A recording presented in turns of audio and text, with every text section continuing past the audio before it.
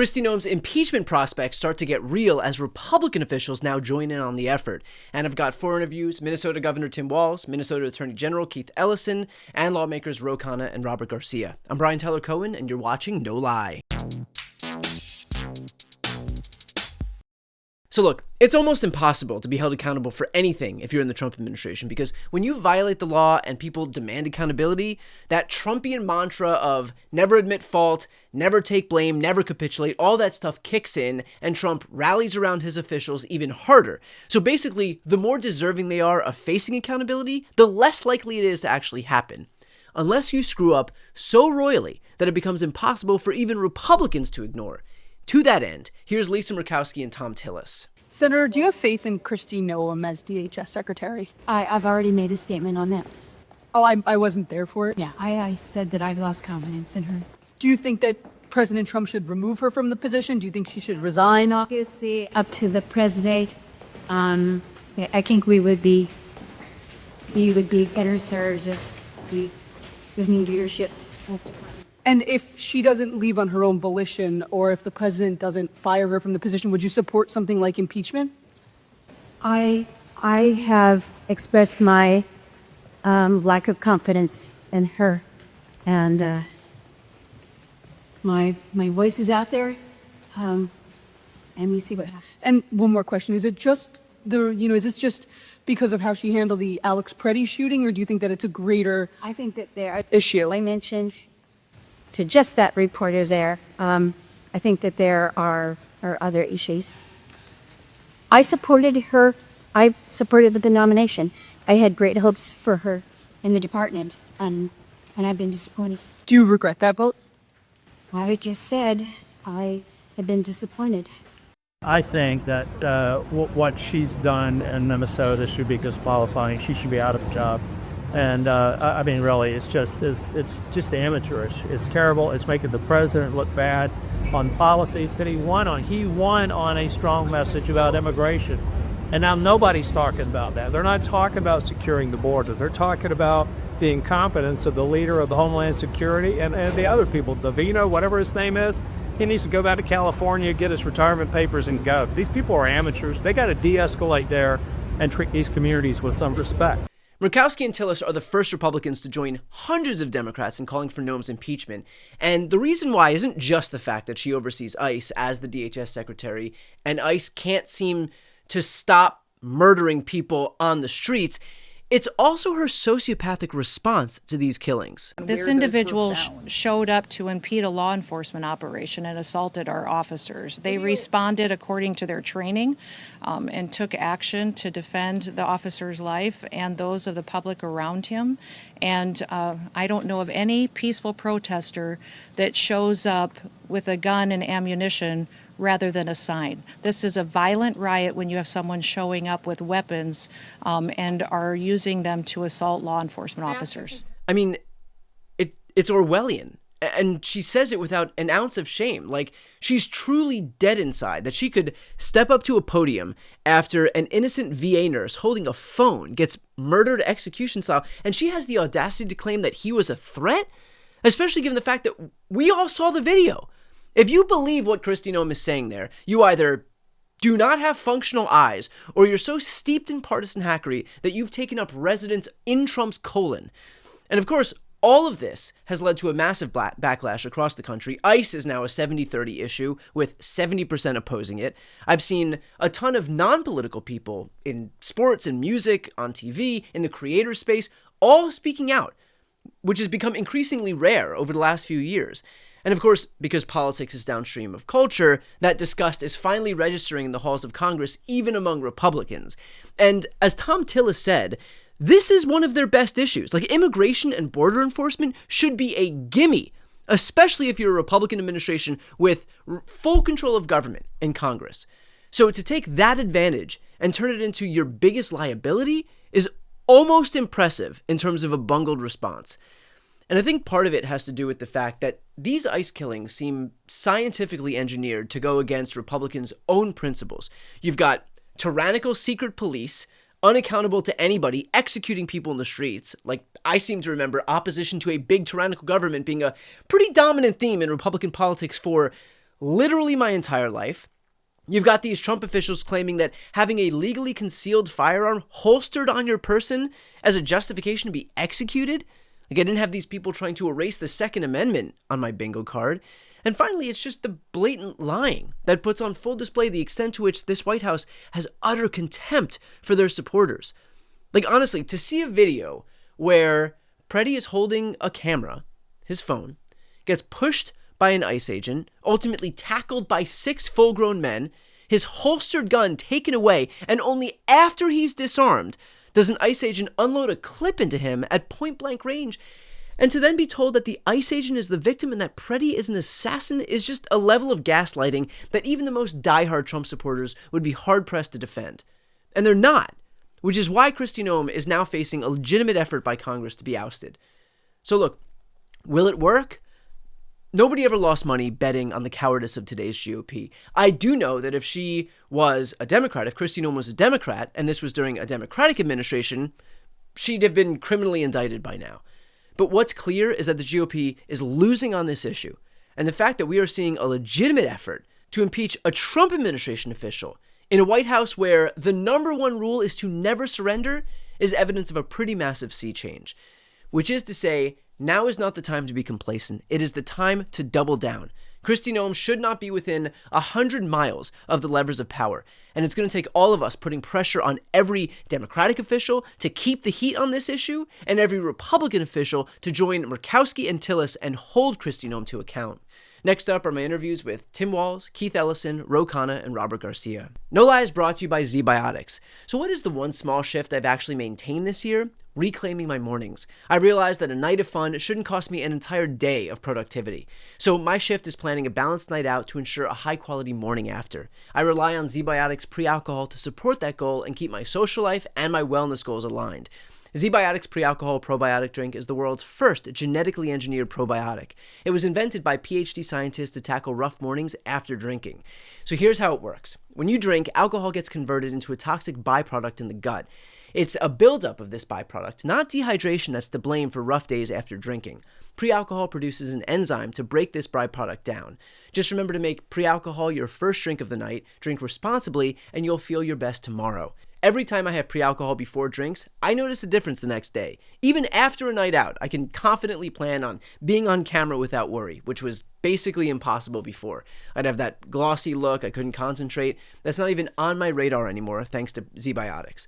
If you're ready to give it a try, go to zbiotics.com/BTC now. You'll get 15% off your first order when you use BTC at checkout. Plus, it's backed by a 100% money-back guarantee, so there's no risk.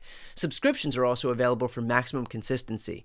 Remember to head to zbiotics.com/BTC and use the code BTC at checkout for 15% off. I'm joined now by the governor of Minnesota, Tim Walz. Thanks so much for joining me. Thanks for having me, Brian. I appreciate it. So, Governor, Donald Trump just announced yesterday that he had a conversation with you. Can you talk a little bit about what took place during that conversation? Yeah, certainly. And again, thanks for having us. Minnesotans have been through it, but I think the country has seen it. We're pretty resilient people. And I think it's pretty clear that the president was having that conversation because of the thousands of Minnesotans who are on the streets and because of the murder of Renee and Alex. Started out with the president, said that we can't go on like this, which he characterized it that we're on the same wavelength. If we were, it's the agreement that this has got to stop. Now, I hope his end state is the same as my end state, which is removing these ICE agents and Border Patrol in this occupation of Minnesota, allowing us to investigate the folks who potentially, I think, a jury may find murdered, 2 of my citizens, and then do border enhancement according to law, border security according to law. This has nothing to do with that. So it was a conversation where I articulated what I needed. Look, I'd like to say that they got here because of the moral outrage that many of us felt on Saturday morning and then 2 weeks ago. But I don't know, maybe they got there because of politics, but I don't care as long as they get there and get these folks out of here and quit this assault. So I would characterize it, I had to try and correct some facts that were incorrect, but at the end of the day, I think a commitment to, they want out of this probably for the politics of it. I want out of it because of the moral outrage and the damage to being done. And that's a little bit of what I want to dig into here. There is obviously speculation that because this has turned into a 70-30 issue against Donald Trump, where even, forget independents, even Republicans are coming out and vocally opposing what's happening in Minnesota, what's happening at the hands of ICE. Do you think that Trump was just looking for some off-ramp to basically get out of there and just retain some shred of credibility on the issue of immigration? Yeah, and look, Brian, I think we all know that how you deal with this president is somewhat delicate, if I don't know if that's the right word, that Yeah. decisions are made on emotion. And in this moment, look, I don't see any change yet. I will just say I just met with Tom Homan, and I would say that did feel productive. Things that we need to see happen and things that need to change. Look, it's untenable for them. The country has woke up, and I think there's folks out there that we are heartbroken, we're outraged, we're sad. But I do think what I felt going yesterday and this morning so far is a bit of optimism. And look, I have a deep sense of pride. That call happened yesterday because people stood on the streets in 40 below weather. Yeah. That call stood on the streets because Alec Preddy's parents stood up and said, "How dare you besmirch our son's name?" And folks across the country did that too. So look, I think it's a combination that for them it is a big political problem. I would hope there's still a few people over there that see how outrageous this is, how it goes against the Constitution, goes against just basic decency, and that it's in both of our interests to get them out of here. And I hope that's the case. But look, until it happens, and that's what I told Tom Homan. I said it's just words until it happens, and there's a very narrow window here where people in Minnesota and across the country are going to give them the benefit of the doubt to start course correcting this thing. You had mentioned Alex Preddy's family being rightfully upset at what the administration is saying about their son. Can I have your reaction to what we heard at the hands of Kristi Noem and J.D. Vance and Stephen Miller and even Donald Trump, this idea that they would immediately come out and not just slander Alex Preddy, but pre-clear the officer, the ICE agent who actually committed the crime of killing this guy while he had no, I mean, it's the same thing with Renee Good, but just Same this thing with idea. Renee. Yeah. I mean, can I just have your general reaction to kind of the Orwellian rhetoric that's coming out of this administration? Yeah, and it is. And look, I'm trying to manage this, and you try and, if the term is be a statesman or whatever, but I'm ready to bar fight on that because this is outrageous to besmirch these people's names and to talk to a set of parents or talk to a spouse who simultaneously is receiving news within hours their loved one is brutally murdered in front of the world, and then have the most powerful people in the world tell lies about someone in both cases who have tried to live exemplary lives as good neighbors. It is this moral injury that is happening to this country that the minute they get out of here, but it's this type of thing. It's the little Liam in his little hat and his Spider-Man backpack. Yeah. It's every single person in Minnesota has now seen a car abandoned. It's like a hellscape of abandoned cars with their door open or the window broke and the their seatbelt cut. It's traumatizing on so many levels, and it is accomplishing nothing. And again, I remind your folks who are out there listening, Minnesota ranks as one of the 10 states with the safest streets, the lowest numbers of violent crime. We are 28th in the number of undocumented folks that are living here. The vast majority of those folks are without criminal history. They simply have a civil case against immigration, many of them trying to go through the process. So look, we know what this is. This is about an intimidation. It's about an invasion. It's coupled with they're freezing our money. They're taking our money from our SNAP programs. Hell, they decided why they were at it. Why don't we just extort them for their voter files?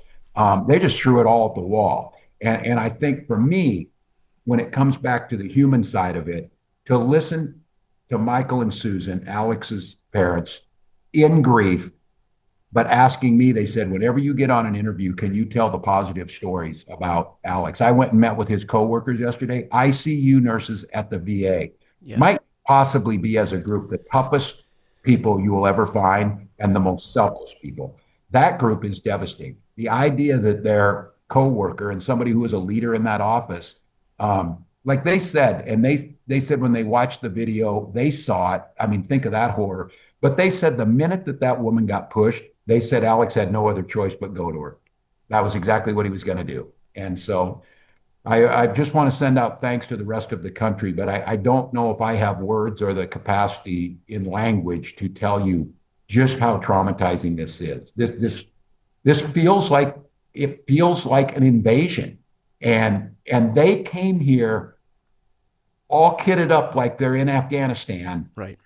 against U.S. citizens. And the minute that all these confrontations you saw at the Whipple Federal Building here, one of the things we did is we took over the state of Minnesota, and I had the National Guard, folks I served with when I was in the Guard. And instead of seeing tear gas and fighting and screaming, you saw National Guard folks with their name on their uniforms, no mask, handing out hot chocolate, coffee, and donuts to people up there. And now we got a request from the protesters up there if they can bring food for the National Guard. This is the way it should be done. We have a job. We're going to protect their right to protest. If they throw anything or if they try and do anything that is, against the law, of course we will enforce that. But standing there doing what Alex was doing, what Renee was doing, that's their right, and we'll protect it. You'd mentioned that extortion attempt by Pam Bondi, where so you have all of these ICE agents come in, you have them incite all this violence, you have them murder American citizens, and then try to hide their identities, and you have the administration doing their bidding by pre-clearing all of these people.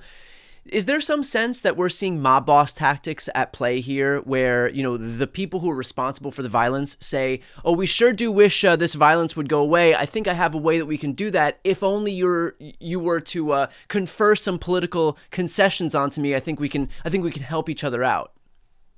Pretty hard for me to see it any other way. And the reason for being here has changed numerous times of why they're here. And again, this false narrative on this, Minnesotans understand we need to have borders.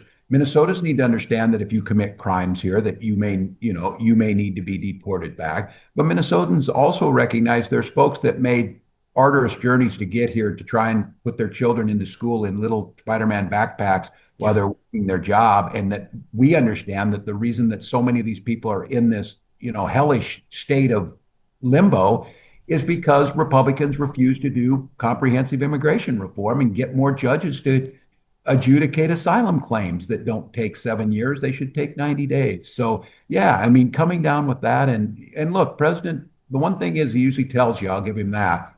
He says he won here 3 times and that the elections were rigged every time he ran. He did not. He lost here 3 times. And I have a hard time not thinking that maybe that's the actual real answer here. And he personally despises me, which, I said, I'll take myself out of this. I won't run. Just leave us alone. But yeah, this is what they're doing, and people feel it. And here's the good news. I think there's a lot of folks in America who are losing faith. And I get the Obi-Wan speech that makes its way around as the Republic has fallen, and, the Republic has not fallen.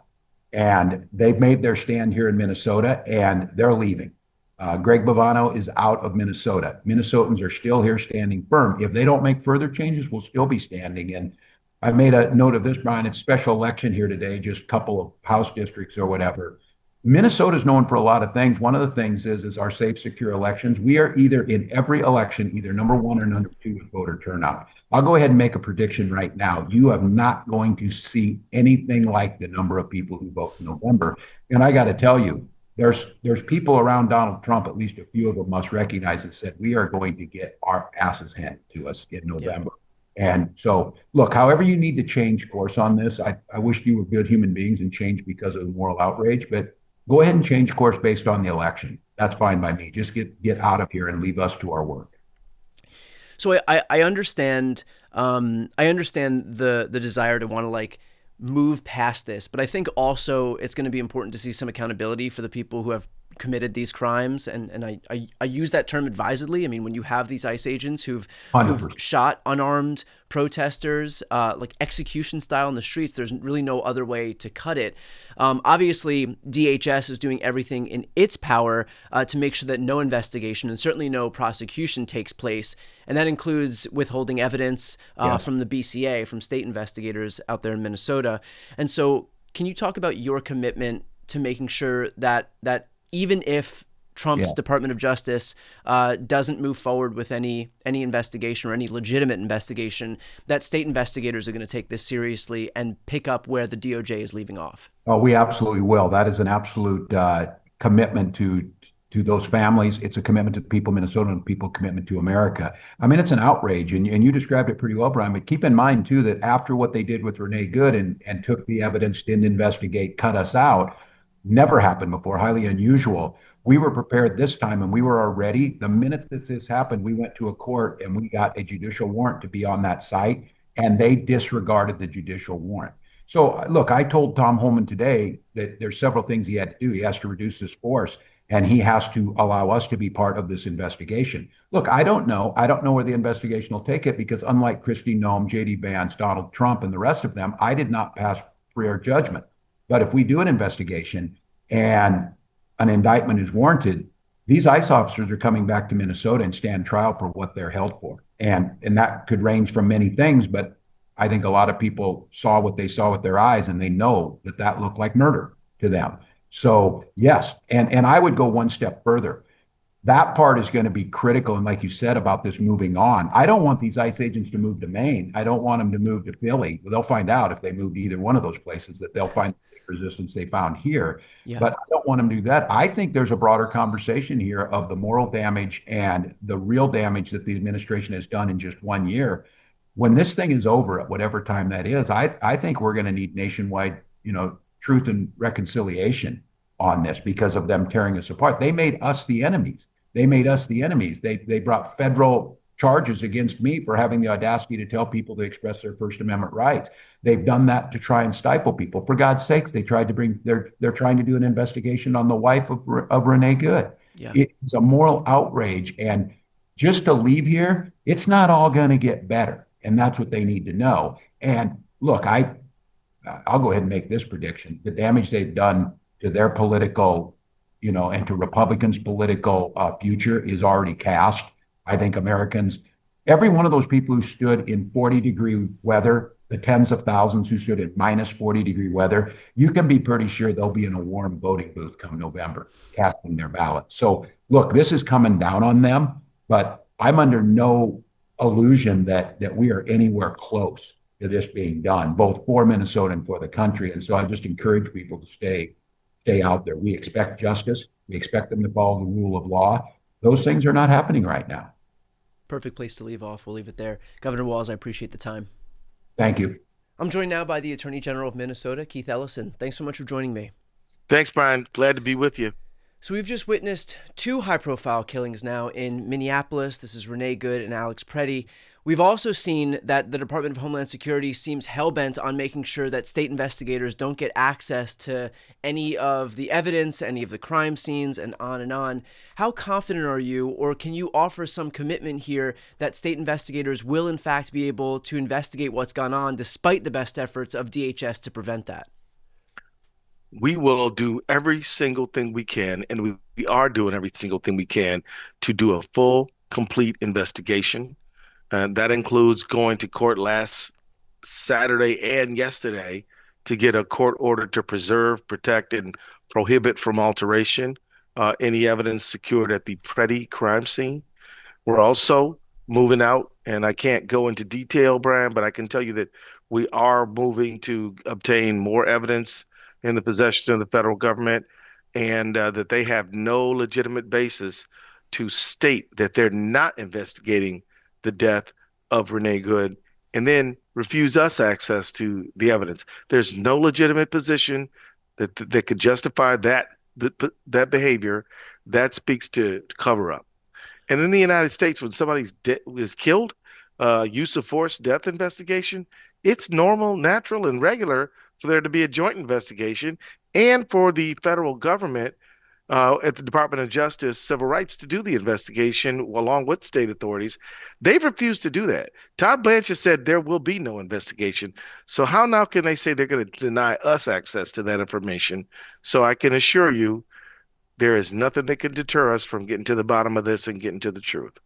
There were a number of officials in the Department of Justice at the U.S. Attorney's Office in Minnesota who left the job in the aftermath of That's right. DHS's refusal to investigate Jonathan Ross, the ICE agent who killed Renee Good. Is there any cooperation with these folks who are now out of the DOJ? Is there any effort to bring them in to the BCA or into any state office that's investigating this so that they can still use some of the knowledge that they have? And obviously these are folks who were looking to take a righteous enough stand that they weren't willing to sit back while the DOJ was engaged in a cover-up. So clearly they have some willingness to want to do good work. They just weren't going to be able to do it at the DOJ. Well, let me tell you, I mean, these are all very talented people. I mean, to even work at the DOJ, generally we expect that folks who are there, it's a pretty prestigious place to work. And so there's a lot of talent there. Whether or not they'll be integrated into what their next move is, I can't tell you right now. I can tell you that when Trump started, there was an exodus then, and we ended up hiring 4 people from Department of Justice, and we're very pleased that they're with us right now. I've counted a number, about as many as 10 people who have quit in connection with the failure to act responsibly in the Renee Good matter. Where these people land, I don't know, but I can tell you they're gifted, talented, and you and I can see they got some integrity. In terms of the ability for state investigators to continue with a potential prosecution, even though they're not getting any access to any evidence, I mean, if you were to bring any information to a grand jury in the state of Minnesota, the bar, if I'm not mistaken, is to secure a grand jury indictment is probable cause. Is that correct? That is right. I mean, you've already got that with the public videos that are available. So even if DHS isn't giving you access to any of the evidence at the crime scene, I mean, we've seen publicly available videos that are certainly exceed that threshold. And so is there going to still be an effort, even with the evidence that we have publicly available, to secure, to move forward with investigations and possible prosecutions, given what we've got access to already? Well, Brian, I wouldn't agree that a videotape makes for a prosecution. I mean, I prosecuted the people who killed George Floyd, and I knew, based on my 36 years of being a lawyer, that you couldn't just push play and win. It doesn't work like that. And if you're not a lawyer and you haven't never tried a case, you may not quite understand all the tricks that the defense counsel can pull, and they're not tricks, they're due process, okay? But I would say I would not agree that it's just some easy thing, easily done, push play button, you win. That's not true. And so I get a little nervous when I hear people say that, because it's like, oh, your job is nothing and you don't really have. This is enormously difficult work to do, and it's gonna and if you really want to. If you want to just not do more than just get an indictment or a charge, and you actually want to convict somebody, you got to give us the room to work. And saying that, oh, this is easy, this is nothing, just use the video. We're going to use the video. And I also want to correct one other thing, which is that we do have evidence other than, I mean, it's not like we don't have any evidence. Yeah. We have a whole portal that the Hennepin County Attorney is open, and that the Attorney General's open, and we are getting critical evidence from the public every day. And the BCA is cataloging and documenting and storing evidence all the time. And we may yet get the cooperation from the feds that we need. We don't know. We're not going to foreclose the possibility. But what I wanted to say is that, 1, this is not easy. 2, it is worth doing right the first time. 3, however happy you feel when there's an indictment or a charge, if we get there, and as a prosecutor, I have to put it like that, okay? You will be much happier if we convict the person. Yeah. And so let's stay in the long game. I'm telling you, from the moment that George Floyd was killed till the time that we got the conviction was not an overnight thing. Yeah. But I think everybody in retrospect would say it was worth getting it right. So what I'm saying is that when it comes to Pretty and Good, no one has ever accused me of being afraid or reluctant to pursue justice. And I'm absolutely going to do that. And I'm going to do it with the partnership of the Hennepin County Attorney's Office, Mary Moriarty, and with the help of the Minnesota Bureau of Criminal Apprehension. And I hope with the help one day of people in the FBI, should they change course. Have you had conversations with Kristi Noem or Pam Bondi or anybody in the DOJ or DHS or ICE? No. Since this is taking place, since they've kind of stonewalled you. Well, let me tell you. One time, I talked to JD Vance one time. I've called Pam Bondi twice and didn't get a call back, and I've called the local U.S. attorney appointed by Trump and have received no return call. So that's about it. Do you think that the Trump administration right now is engaged in a cover-up to protect their ICE officers who they've already publicly pre-cleared? I would say that is a very reasonable conclusion to come to when you see the president, the vice president, and Kristi Noem all saying, "Oh, these victims of shooting deaths, right? These victims, that they were the domestic terrorists, that they are and exonerating the people who shot and killed them." I think that is, and then when you do that, you say you're not going to investigate the Renee Good matter, and then you preclude the state from having access to certain items of evidence, not all, certain items of it. They've precluded us from any evidence they have, but that doesn't mean they've precluded us from all the evidence. So yeah, I think that amounts to a cover-up. And if they don't like me saying cover-up, prove me wrong. Yeah. Open up the file, and let's have a joint investigation. I've spoken to folks who have raised the prospect of the public officials right now who are, pre-clearing these ICE agents, who are coming out and offering bogus justifications for this shooting, saying that the victims here were domestic terrorists, that they were charging these ICE officers, that they were brandishing weapons, all of the lies that we've seen thus far. I've heard folks say that accessory after the fact is a possibility because these people are publicly, not only verbally pre-clearing all of the perpetrators of these crimes, but refusing investigations, even though they have the ability to do so. Can you speak on the prospect of, once these people are out of office, the prospect of accessory after the fact for the people at the top of the DOJ, at the top of the Trump administration, who are engaged in this process of obfuscating the facts? Well, let me just say this. I've charged that charge in the state of Minnesota before. And I will say that anyone who has obstructed or assisted a person who committed a felony offense should stand and face judgment for what they did. Now in this particular matter, it's just not right for a prosecutor to say, I'm going to charge that person. Right. So I'm not going to do that. But what I will say is that the conduct is concerning to me as just a citizen of Minnesota in the United States. And nobody should think that their crimes are going to simply be forgotten later.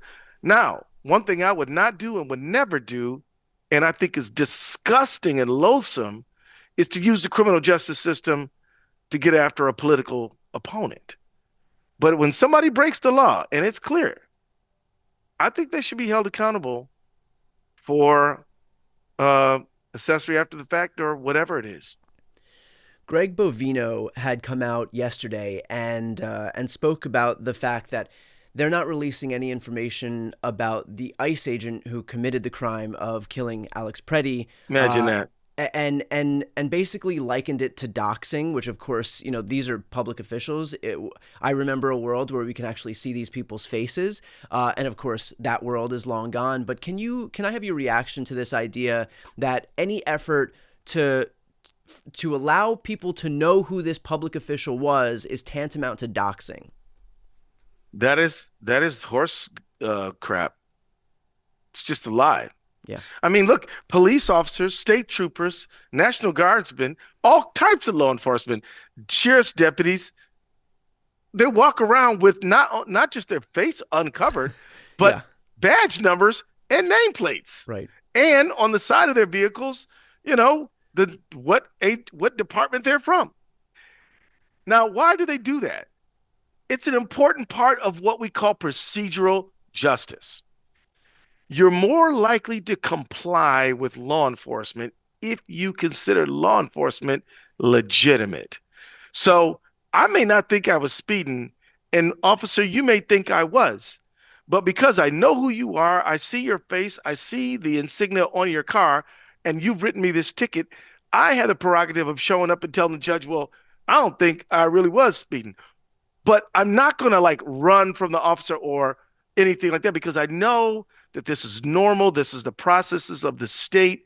I'm not, this is how justice is done. This is how public safety is achieved. And so when you don't want to do that, you're suspect, straight up.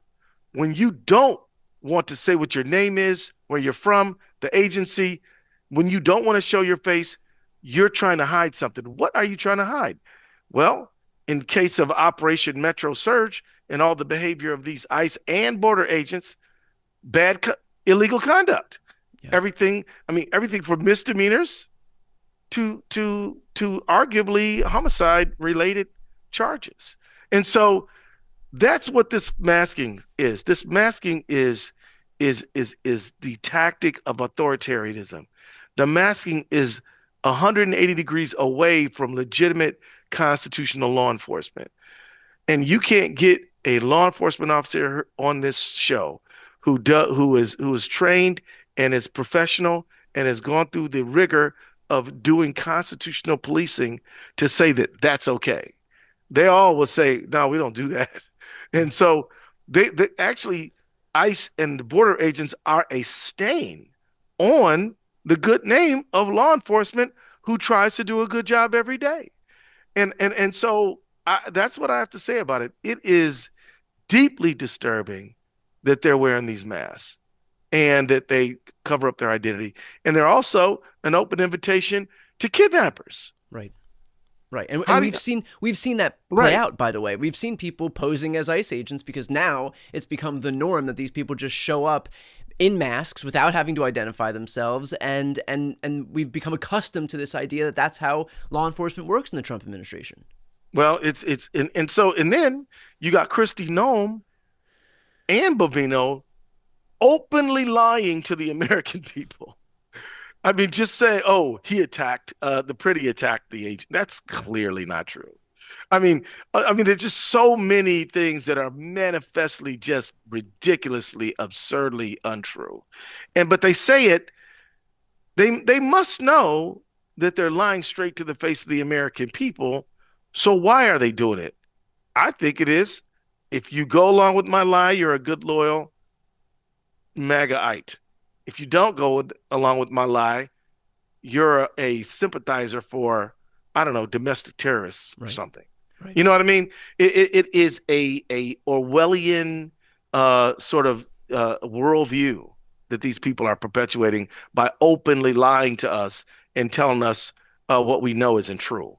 It's not just dishonesty, and it might not even be proper to call it lying, because maybe it's something else. Maybe it's something like like disinformation, a loyalty test of some kind. Yeah. I don't know. Think about it.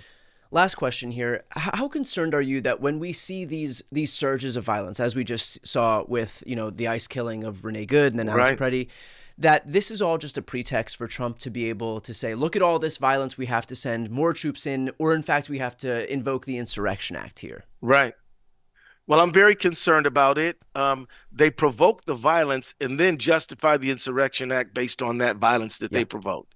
Yeah. It's really, really, really remarkable and crazy. They have no basis for the invocation of the Insurrection Act. It's not true. Local authorities, though taxed, are certainly in control. Our local officers deal with protesting all the time. It's nothing new. I mean, we deal with crowd control all the time. That's nothing new. And so, but so I do think it is a pretext, but I think there's another pretext going on here, and I bet Brian, you might agree with me on this one. I think that ICE is not really intended to deal with immigration enforcement. I think their job is bigger than that. I think they are a paramilitary force who operates at the behest of one person, and it ain't Greg Brovino. It is Donald J. Trump. Unlike local police, who are loyal and connected to local communities, who have chiefs and sheriffs and deputies that they have to answer to, who are subject to processes. These ICE agents, masked, of course, they're like a Praetorian guard. They're like a paramilitary Praetorian that the president can deploy anywhere he wants on anybody he wants. And so our civil lawsuit against Kristi Noem and ICE that we argued on Monday morning of the 26th of January, basically, this whole thing says we're saying that, look, under the 10th Amendment, we're a sovereign state. We don't have to do the business of the federal government. They can't commandeer the resources of our state. And so what the federal government under Trump seems to be saying, oh, yeah, you say that you don't have to do what we say? Well, what if we go from 80 ICE agents to 4,000 and we raise hell in your state? Do you think you might want to comply with us then?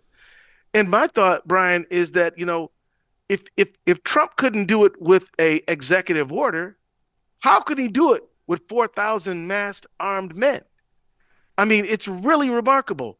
If we believe in state sovereignty and dual sovereignty with the state and the federal government, and the federal government through Congress or the state through the Congress or the president cannot issue an executive order or a law that commandeers the resources of our state, how can they do it by flooding our state with armed men?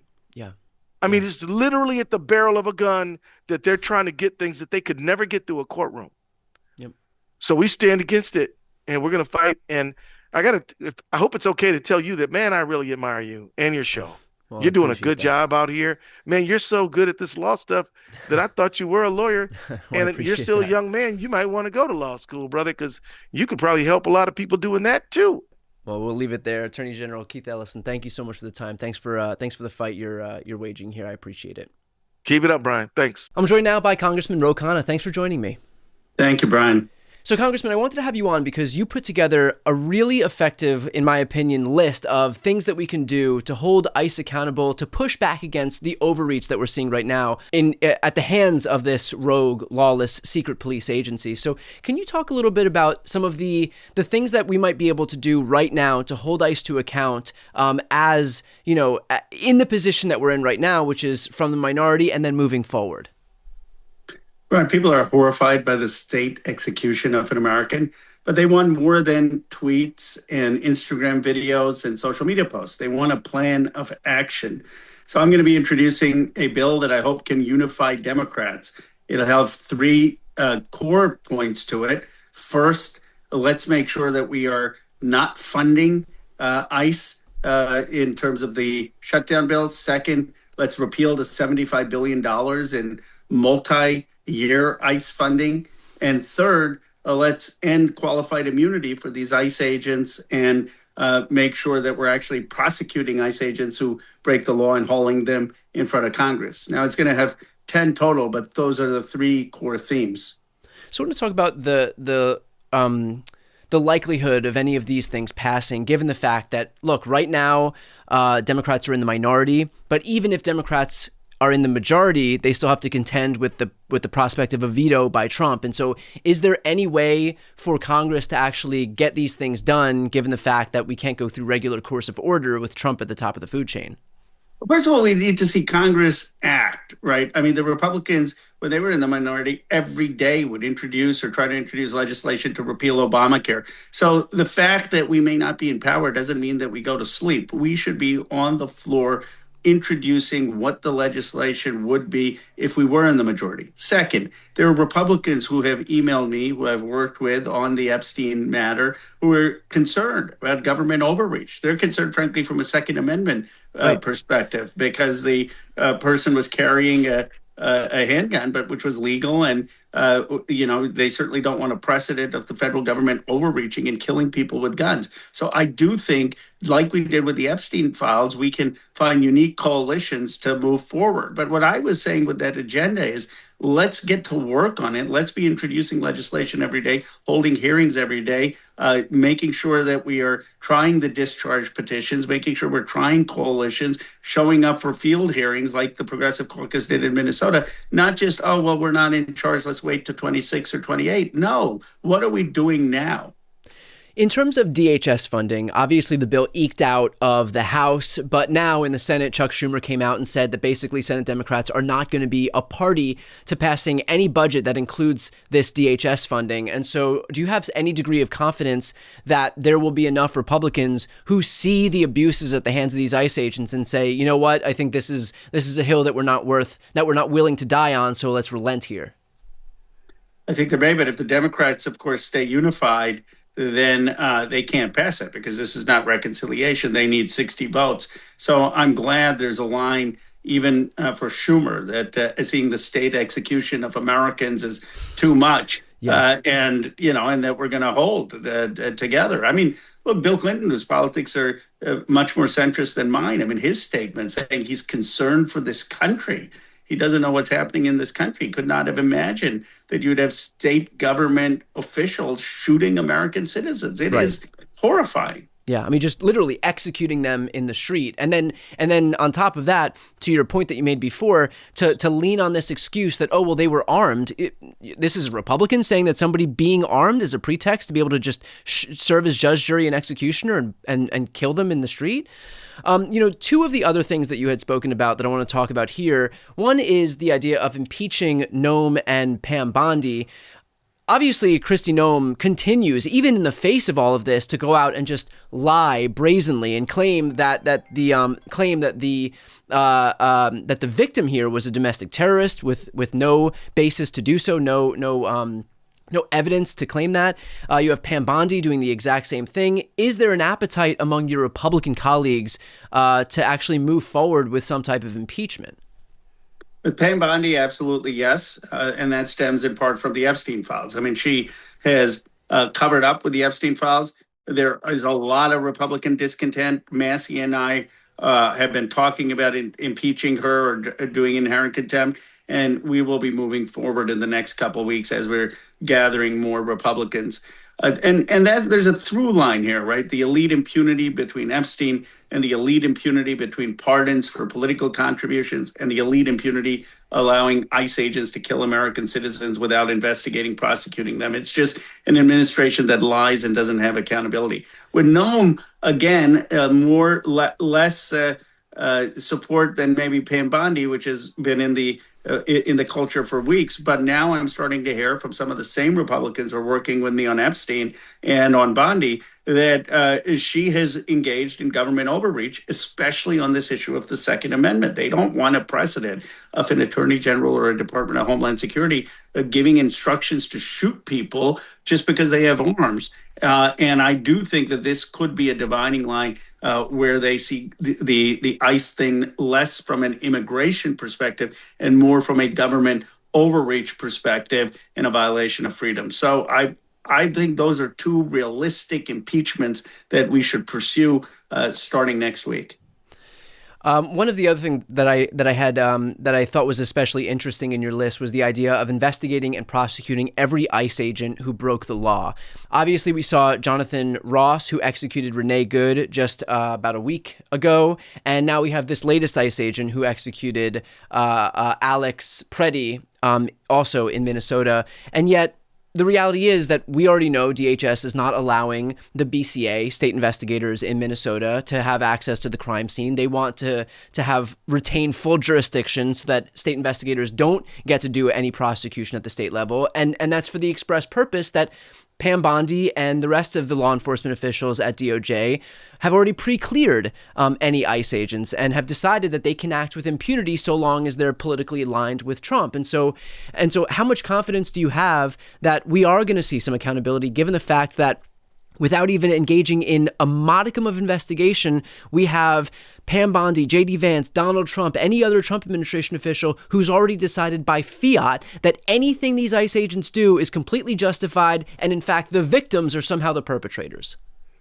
Well, no confidence. First of all, J.D. Vance doesn't understand the law. He's talking about absolute immunity for ICE officers. ICE officers don't have absolute immunity. There's no immunity from criminal prosecution. They have qualified immunity, meaning Renee Good or Petrie's families can't sue the ICE officers civilly. And I'm saying we should eliminate that qualified immunity, but they have no immunity from criminal prosecution. J.D. Vance just literally made that up. And he made that up because that's this administration's policy. You literally can have the government use force against an American citizen, use violence against an American citizen, and they believe there's no accountability. I mean, that is the definition of authoritarianism, that a citizen does not have rights against the state's use of force. It's such a horrific thing that Justice Department civil rights attorneys that I know are resigning. 6 of them resigned because there's no investigation into the killer of Renee Good.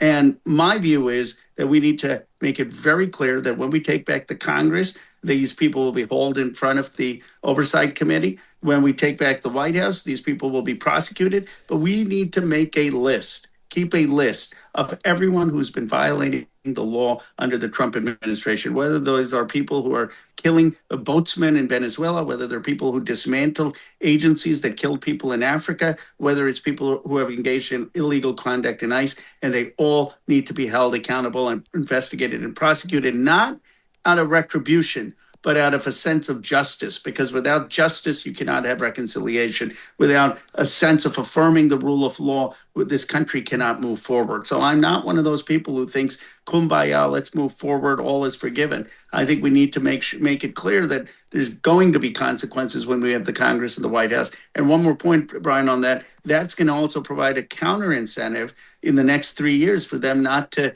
act with impunity, because they know they would go to jail when the new administration comes into town. And I'm so glad that you said that, because, you know, the last time that we were in kind of an analogous situation, which is Joe Biden takes over, Merrick Garland take over in the aftermath of Trump trying to overturn an election, and we have a DOJ that's so focused on preventing the optics of politicization that they don't touch Donald Trump for 2 years. Finally, they deign to appoint a special counsel 2 years in to Joe Biden's term, giving Trump enough time to basically, you know, delay his way out of these charges, wins the presidency. And now the first thing Trump does is basically absolve anybody who committed crimes in his name and legalize crime so long as you do it on behalf of Donald Trump. But the only reason that he felt emboldened enough to do that, the only reason that we're seeing any of these people act in such a way that as if there's no consequences, is because when Democrats have had power in the past, they refuse to wield it. And when we have the opportunity to hold people to account for having committed crimes, we are so focused on not wanting to seem political that in effect we just allow them to run roughshod over democracy and relegate Democrats to like non-existent status in the United States. And so it's just so self-defeating on the Democrat side. And then just more broadly, as far as democracy is concerned, you can't have a functioning democracy if one side is allowed to, you know, just completely ignore the rules and for whom the law doesn't even apply. Well, that's very well said, Brian. I mean, we should never be exercising power for retribution or power in an unconstitutional way. But your point is we've been reluctant to exercise power for justice because of the political optics, because we're afraid of what people will think. Well, that's wrong. You can't just be so afraid about political perception that you're not willing to exercise power justly and make sure people have accountability. And this has been going on for decades. Remember when the people who committed torture in Iraq and got us into a war in Iraq with lies? They were never held accountable. What about the bankers who created the Great Recession and hollowed out the savings of all Americans and home owners? They were never held. No prosecutions of the bankers, right? You know, that's such an important point, because That is in large part the mentality that Trump exploited to win the presidency. I mean, this idea that there's two tiers of justice, that you have a cabal of people at the top who never get held accountable, who can commit crimes with impunity, and he basically leveraged the anger that Americans have with that exact thing and used it to propel himself into the White House. And now he's just basically exacerbating that exact phenomenon, except for his own friends and his own political allies. It's just the peak of hypocrisy. It is. That's what Epstein is all about, right? I mean, Epstein, he said, I'm going to go get Epstein, these people who raped underage girls from working class families. Now, no, I'm not going to go after my friends. Right. And now he's partnering people who literally are giving him political contributions. And now he has allowed people to commit crimes in his behalf in killing people. He's allowed people to dismantle agencies that are killing people. And if we just get in when we do and say, okay, all is forgiven, let's move on, then the next Republican, once it comes into power, is going to think, okay, I'm just going to commit whatever crimes I want. I mean, the reality is that we need to learn that Merrick Garland's a decent human being. Maybe he would have been a fine justice. He was a terrible attorney general.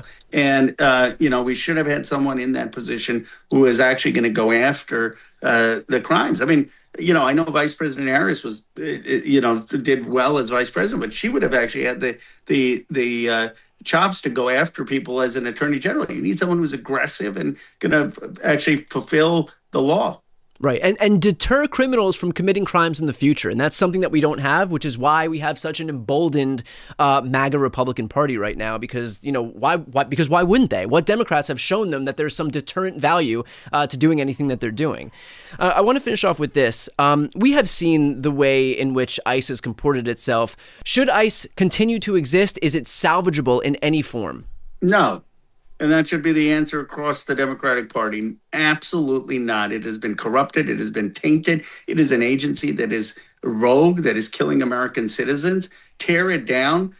Start a new agency that has oversight. Look, you of course need immigration enforcement. No one would say you should not enforce immigration laws. Of course, you need a secure border and have to enforce immigration laws. But we had the INS for decades before we had ICE. And what has happened with ICE is beyond redemption. I mean, they have hired people who have no training, who are acting like goons, and have militarized budgets, and they have no oversight. And so the Democrats need to be clearly for tearing it down, replacing it with an agency that actually works under justice for human rights. And that's one of the points I have in this resolution. That we shouldn't be afraid of it. I think this is the moment for a realignment, for a bold agenda for the party. People are desperate for it. Perfectly put. We'll leave it there. Congressman, thank you so much, as always, for the time and for your leadership on these issues. Thank you, Brian. I'm joined now by the ranking member of the House Oversight Committee, Robert Garcia. Congressman, thanks for joining me. Sure thing. So we've seen a number of abuses play out as it relates to ICE. With Kristi Noem in charge of the Department of Homeland Security, what punishment, what consequences should she shoulder because she's in charge of this agency? Well, she should be impeached. I mean, look, if Kristi Noem doesn't resign or removed from office, that impeachment procedure should start immediately. I'm one of the co-authors of the impeachment resolution that's now in front of the Congress.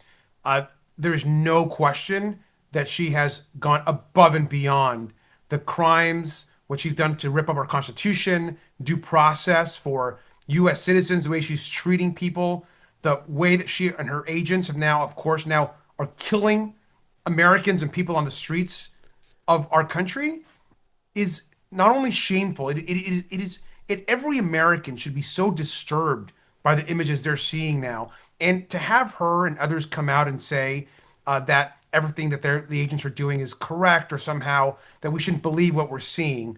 Obviously, we're all of us are outraged by it.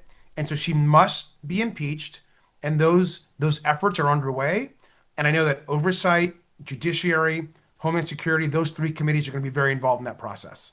Can you talk a little bit about the appetite among your Republican colleagues? Because obviously they're going to play a major role in this if, they have a majority in the House and they're in charge of all these committees.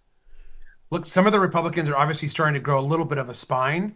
You're starting to see some members of Congress actually ask for independent investigations, talk about the shooting as it relates to needing additional information. So look, there's something there. At the end of the day, I think most Republicans in Congress, they are committed. They bend the knee to Donald Trump, whatever he wants. But we have to push that. Their majority is so slim that we've got to push aggressively to get this impeachment moving. And hopefully, we just need a couple Republicans to join us. We've seen Republican defections on issues that have become, 70-30 or 80-20 issues before. The Epstein file discharge petition happened because there was so much public pressure to the point where Marjorie Taylor Greene, Lauren Boebert, Nancy Mace, Thomas Massie all signed on to this effort. And ultimately, the law was passed out of the House and signed by Trump. Now we have another issue that's become a 70-30 issue with the way that ICE is abusing their position. 70% of Americans, again, do not approve of what we're seeing right now at the hands of ICE. And so does there still exist the possibility that if we saw this come up for a vote, that the pressure would be great enough on even these few Republicans who could defect and make a majority that we can actually see some movement on this issue? I mean, look, we're going to find out. I think there could be. There are a lot of Republicans that are running for re-election, in some in districts that Kamala Harris won, many others that are trying to find their spine again and trying to do the right thing. And they're seeing Donald Trump and his complete erratic behavior. Donald Trump is losing his mind. I mean, he can't even put together coherent sentences. He can barely reach out to the American public and explain what he's trying to do on any given day. Right. And now he's going into American cities and turning ICE into his own police force. And so there's a lot of work ahead for us to do. The impeachment proceedings need to start immediately. To what extent do you think, were you surprised to see organizations like the NRA, Gun Owners of America, former Bush officials who were in charge of standing up the Department of Homeland Security back in 2002, all of these people kind of coalescing into this one narrative that they are vehemently opposed to what the administration is saying right now, whether it's trying to vilify Alex Preddy for the crime of holding a gun for which he had a concealed carry permit and never even held because he was holding his phone, all the way up to just, again, to your exact point, these executions at the hands of these ICE agencies. What does it say that all of these even right-wing voices are coming out in opposition to this? Yeah, I mean, it's been really great to actually see some of these right-wing groups come out. I mean, the fact that the NRA said anything, I think is a really important step forward. But as important as some of these right-wing groups have been, a lot of these right-wing voices and leaders online, I've seen folks that have essentially always supported Trump, beginning now to say, hey, this is wrong. What ICE is doing is wrong. These are U.S. citizens. Why is ICE attacking folks this way? Why are we losing our civil liberties? The fact that DHS said that he had a gun, that has nothing to do with the fact that he wasn't using it. He's allowed to carry. People in this country are allowed to carry, and having a gun, that is not a reason to just murder someone because they are actually filming an incident, an ICE operation. And so I think a lot of folks right now are finally beginning to see the terror of this administration and the damage that Donald Trump is doing to this country. And so I hope those folks continue to be loud and continue to voice their opposition. In the aftermath of the 2024 election, there was a lot of talk about the damage that the Democratic brand had sustained.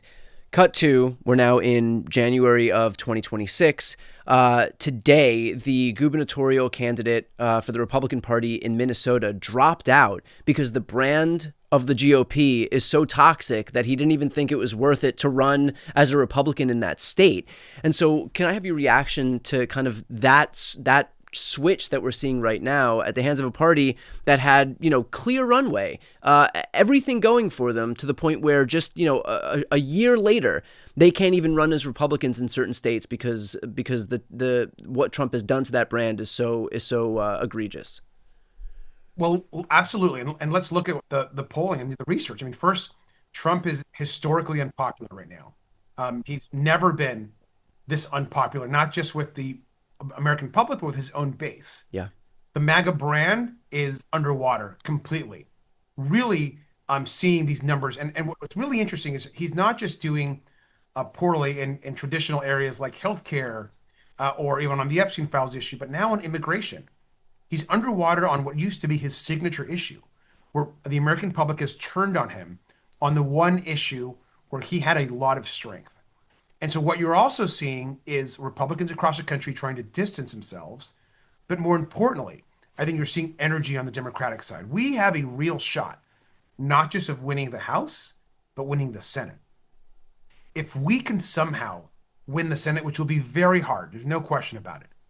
But if we can win the Senate and the House, we are on our way to then winning the presidency in 28 and once and for all putting MAGA away and as a horrific mark in our history, reversing all of the terror that Donald Trump has caused, and actually real agenda on day one that can be implemented with both houses of Congress. Because you're talking about Alaska, which is looking way better today than it did before. You're talking about states where Ohio is looking better than it did before. We're going to win states when we have to win states like Michigan, obviously, and New Hampshire. But look, there's an opportunity for us in places like Texas. Right. And so we need to play in every single state, including Maine. And there's an actual shot here. It's an outside chance, but a real chance of the Senate as well. You know, I'm glad you spoke about what we can do moving forward if we have majorities. I've spent a lot of time thinking about the ways in which Trump kind of feels emboldened and empowered to do, to commit these criminal acts with impunity. And I think that was in large part due to the fact that there was no deterrent effect for him back in 2024. I mean, he tried to overturn a free and fair election. Merrick Garland didn't even touch him for 2 years. And only then did he deign to appoint a special counsel, but so much time had elapsed that he was able to effectively run out the clock. And so I understand the Democrats have to be focused on delivering, but I think that there's also a lot of real damage and danger in kind of advancing with an agenda where we don't look to hold anybody to account for any of the wrongdoing that they've committed, because then they feel emboldened to do it again. That's what we're seeing right now. It's playing out in real time. And so can you talk a little bit about the accountability that these folks have to shoulder so that in the event Republicans win at some point in the future, they don't proceed with the abject lawlessness that we're seeing right now because nothing bad ever happens to them at the hands of feckless Democrats? That's where the Oversight Committee comes in. That's where a strong attorney general that the next president will hopefully be a Democrat will put in place. Look, I've said from day one that we cannot just move on. We cannot just pretend that this didn't happen. We can't just put together this forward-looking agenda and not actually then hold those that cause harm accountable. Because we need to be able to tell the next generation that this period of time was led by a corrupt administration, and an administration that harmed the American public that should never happen again. And so holding folks, not just the Donald Trump himself and the family that is causing corruption across the world, but folks like Pam Bondi and Stephen Miller and Kristi Noem, these folks have to be held accountable. They have to be look at the American public and the courts and account for what they did. So that's why the investigations and subpoenas and holding folks in contempt and impeachment are going to be really critical in the months and certainly when we have the majority. Last point I want to touch on here is ICE salvageable? No, you have to abolish ICE. There's no question. Look, this is not an agency that can be reformed. It's not an agency that we can somehow retrain. ICE needs to be abolished, and we need to begin to rebuild real federal law enforcement, which we had in this country before. Decades ago, there were functions that ICE performed that other agencies used to perform. And now we have essentially a paramilitary force that's only accountable to Donald Trump. Right. We'll leave it there. Congressman, thanks so much for the time. I appreciate it. Thank you. To listen to the audio version of this episode, click the link on this screen and make sure to subscribe to my audio podcast. And of course, to see more video content, that subscribe button's on the screen as well.